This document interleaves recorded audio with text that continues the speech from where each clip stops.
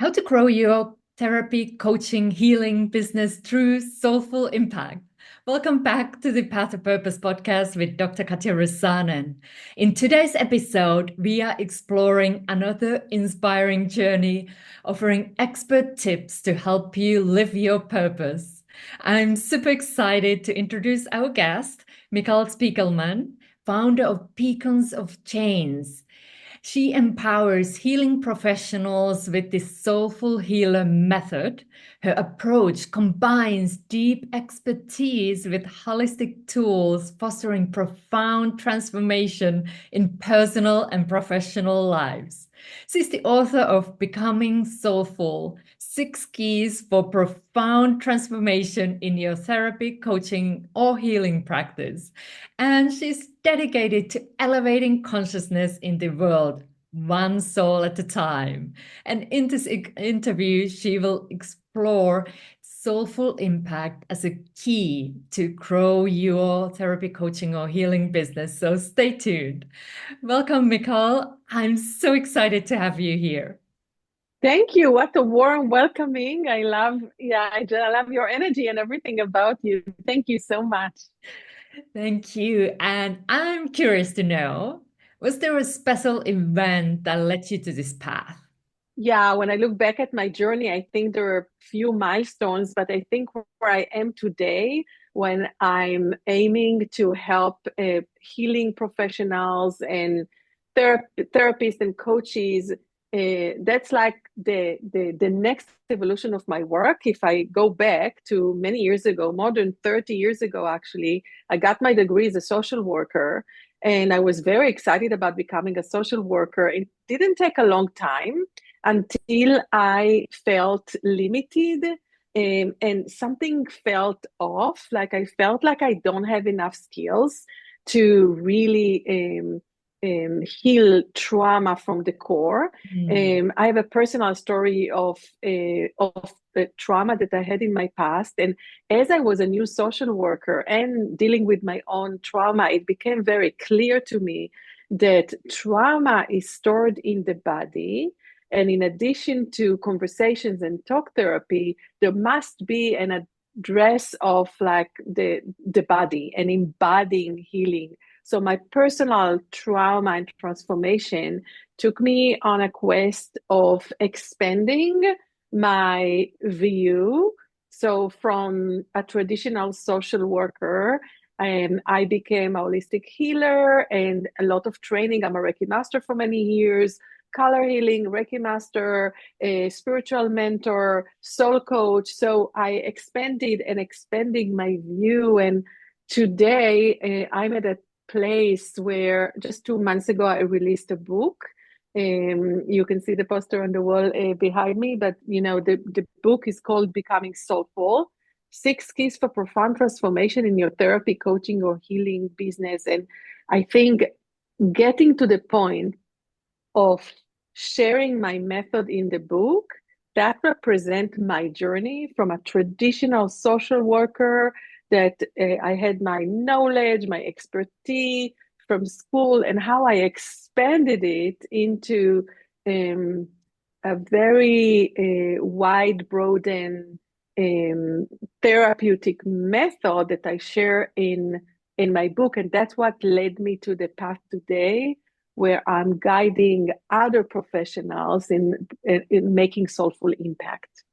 And thank you so much for sharing your journey. And as well, congratulations on Thank writing the you. book and getting it published. So now, Yes. as we are diving deeper here, let's go to a definition, because I like to help everyone go to the same page.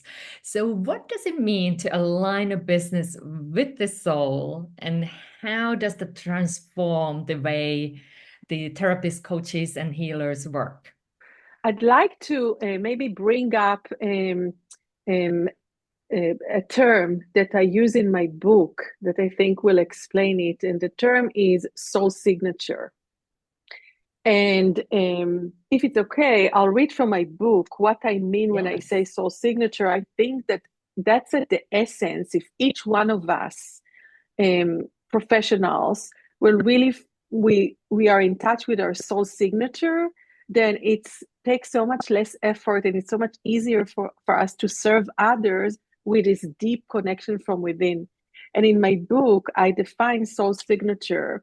Soul signature is our personal essence, a unique mix of what we love, what we believe in, and the personal touch we bring to our actions. The personal touch we bring to our actions, that's our uniqueness, really. That's part of the definition of soulful signature. It's like a fingerprint of the spirit. Not two are the same. It's the mark we leave on every task we undertake, every relationship we nurture, and every choice we make. It's our a unique expression in the world. Our soul signature is the energy we radiate and the unspoken essence that others feel from us.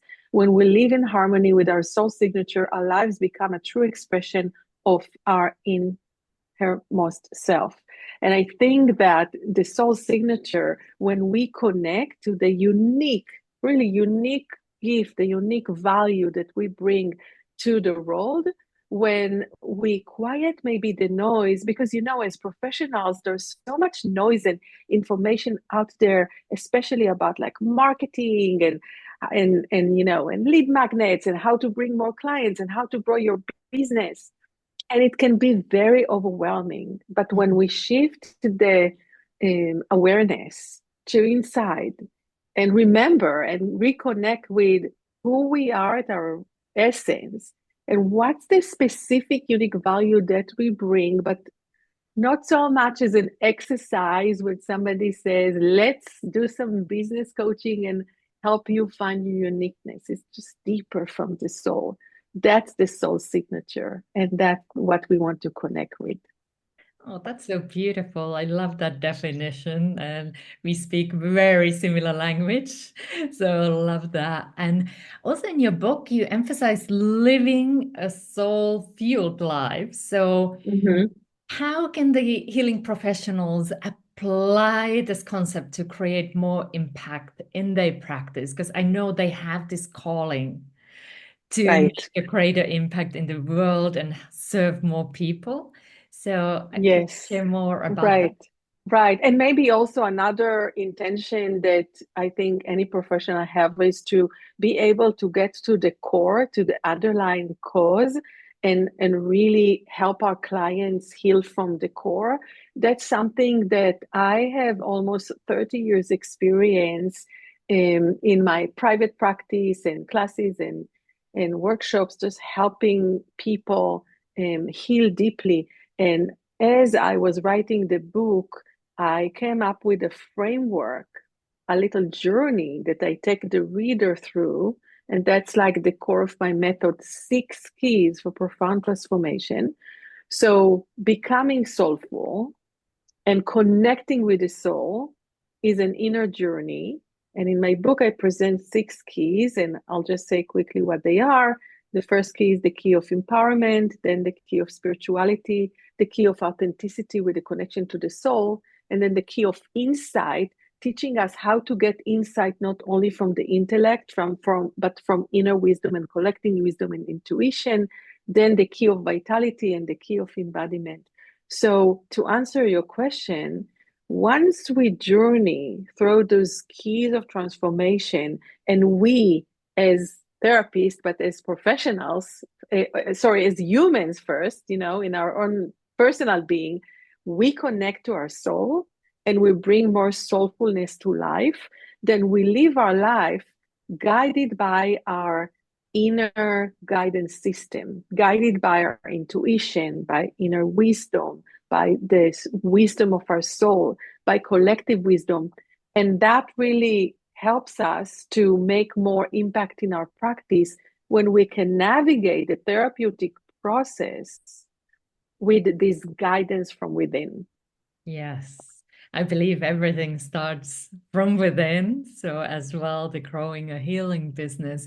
And you mentioned those 6 keys. Mm-hmm. Could you dive a little bit deeper in one of them that would help our audience here to grow their healing business?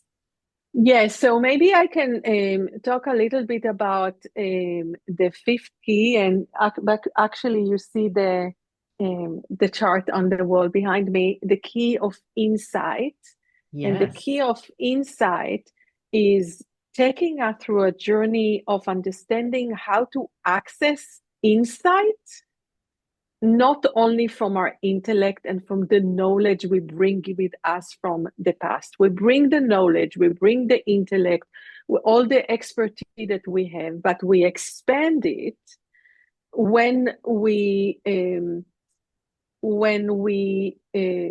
use some um, right brain and not just left brain tools to help our clients um, go deeper with the healing, and we help them access some information from their unconscious level in a safe way. And in the book, in this key, the fifth key, I present a few ways, and they're a little bit outside the box ways to help our clients get to the core of what's is causing the symptoms and really heal deeply. For example, one of the tools that I represent there is the use of guided visualization. And for many years in my practice, not only that I use guided visualizations that I created ahead of time, but what I love to do is to make up a guided visualization on the spot when I see an opportunity. Let's say when my client is stuck, and I make up something on the spot, and it's just years of experience doing that.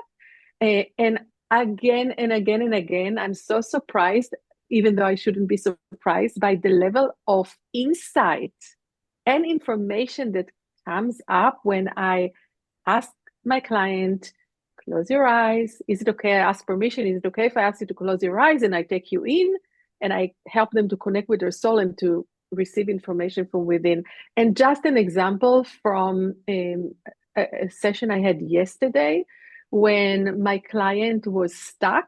She was talking to me about finding balance, and after explaining how balance is missing from her life, she we she couldn't get to understand how she can find balance. And I tuned into my soul and my inner wisdom, and I understood right away that there is something deeper here.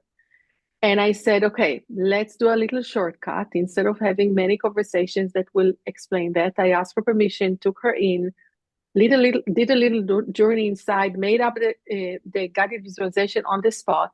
And what happened was that we got information that otherwise we wouldn't be able to get. And the information we got was that 14 years ago, she lost her best friend, and a piece of her soul was just dying with her friend.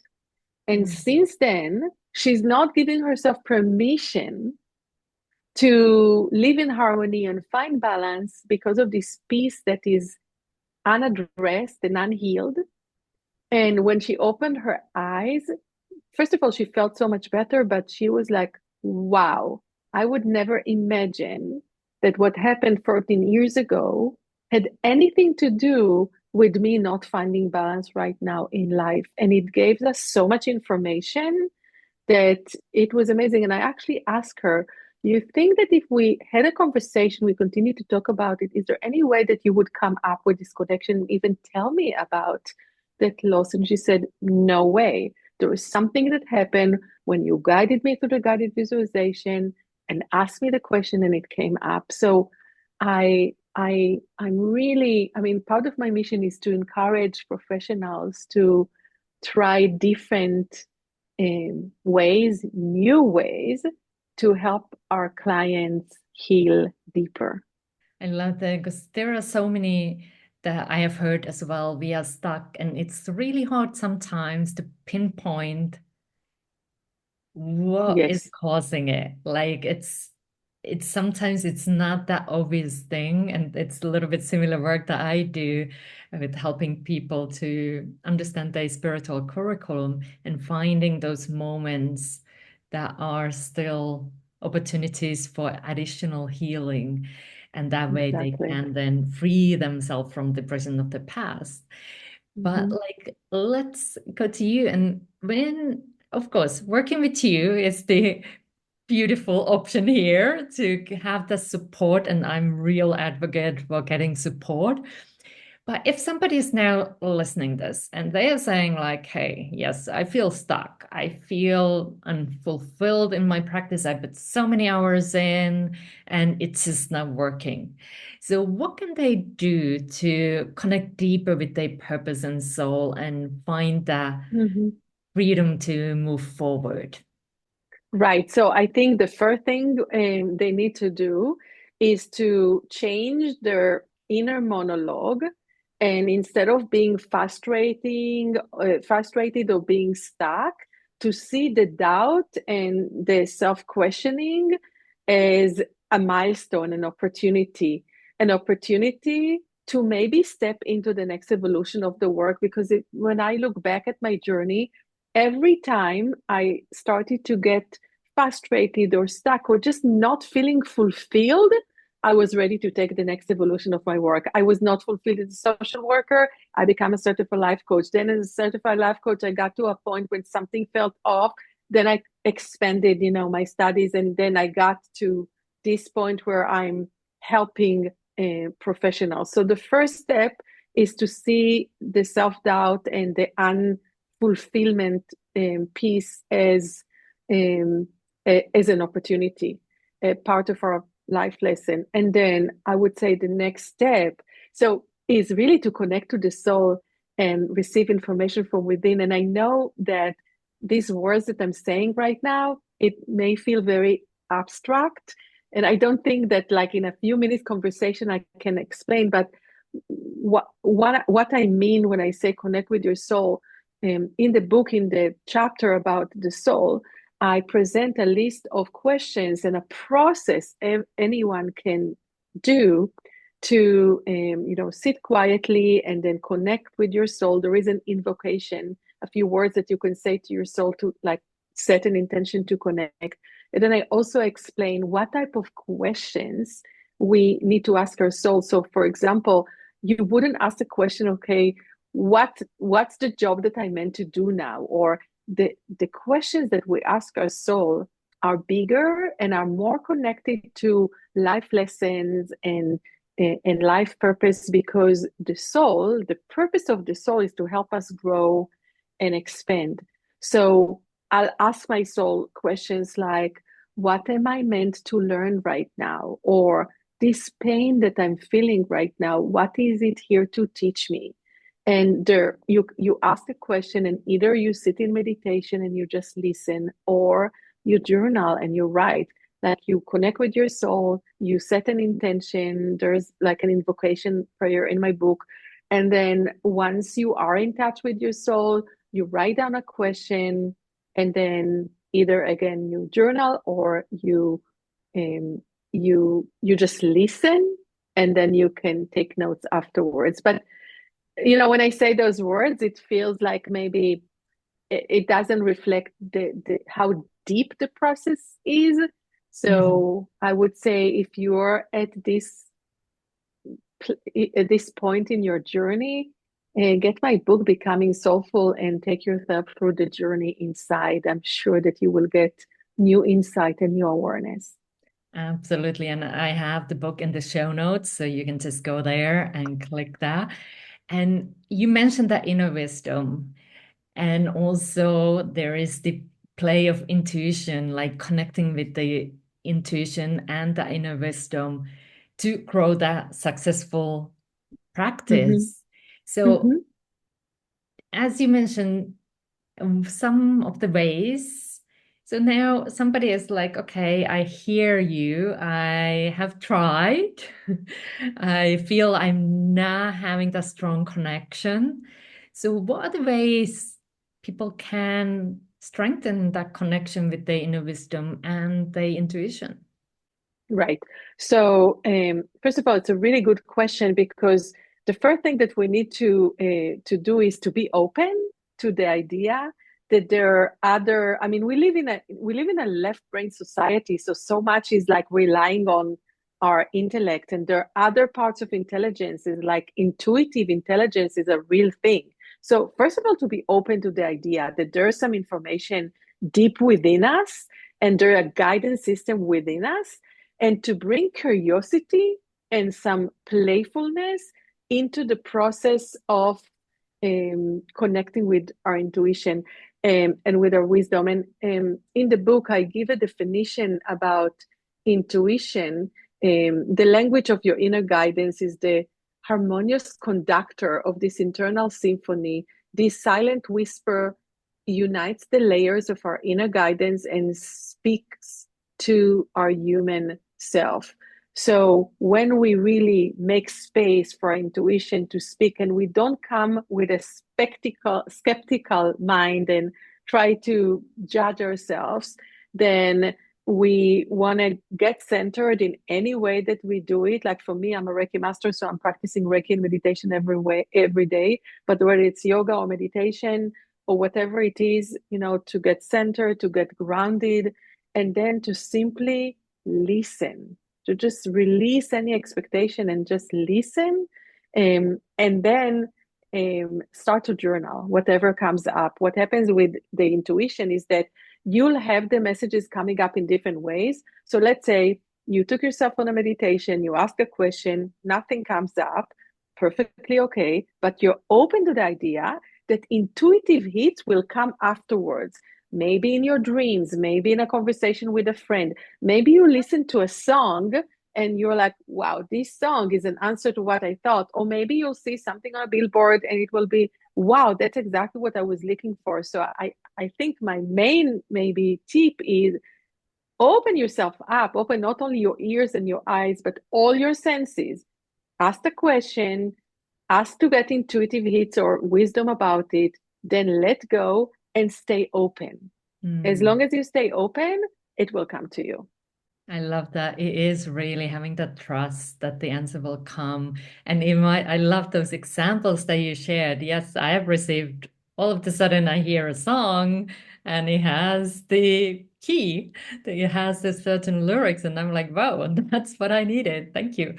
And it is beautiful because when we have that openness, we start seeing, but we are so sometimes used to the instant. I want that answer instantly. So having that compassion and patience with you while you're asking us, the answer shall come with the divine timing. Exactly. So Exactly. love that.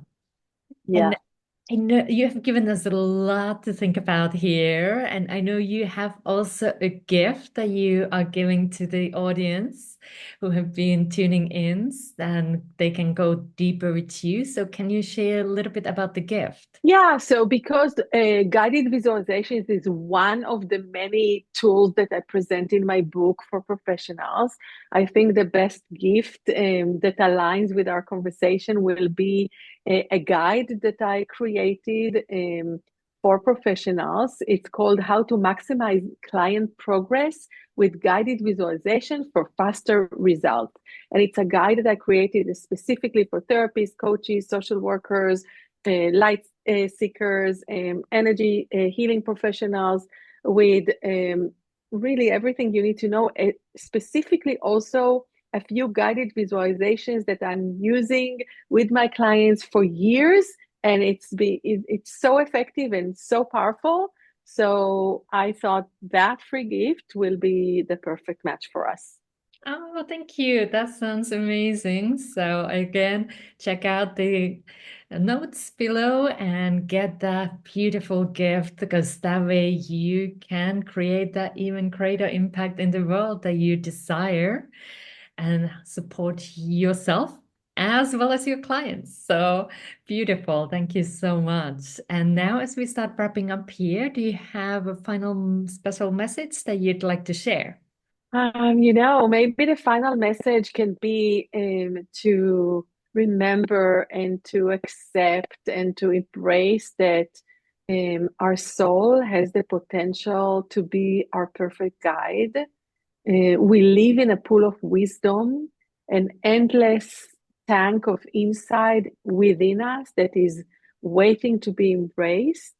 And if we can really embrace that and embody that everything we need, the guidance is within us, then we're off for a good start on awakening to the wisdom of our souls. Beautiful. Thank you so much, Michal, for sharing your valuable insights and your light with us today. Thank you for having me. And if you found this interview helpful, please give it thumbs up and subscribe for more. And don't forget to check out the previous episodes too. I'm sending you lots of love and light. Stay tuned for more. Bye for now.